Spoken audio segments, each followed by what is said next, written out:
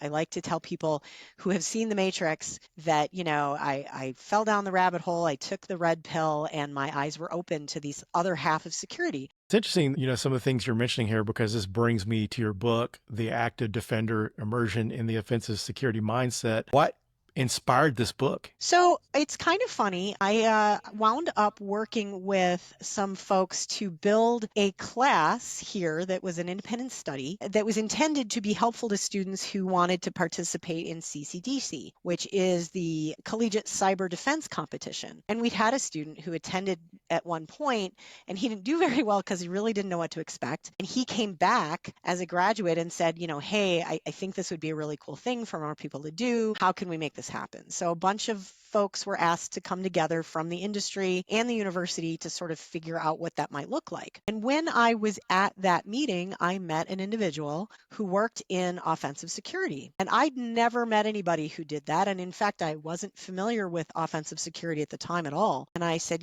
tell me more about this. Explain what offensive is. And so he starts to explain, and I'm fascinated by this. And I said, well, where do I get more information? And he said, go to a BSides. And I said, what's a BSides? And so he explained to me about the fact that BSides conferences are these, very approachable, small conferences that have a lot of technical content. And in particular, they tend to have a lot of offensive security content. And so I went to BSides Rochester, which interestingly enough, I now run. But that was my very first experience really with offensive security. And that experience really opened my eyes. I like to tell people who have seen the Matrix that, I fell down the rabbit hole, I took the red pill, and my eyes were open to these other half of security. Like most folks who do any kind of net admin work, right? We all know how to do things like firewall rules or IDS. We're very familiar with the basics, the fundamentals that we're taught in order to keep a system safe. But once we've done those fundamentals,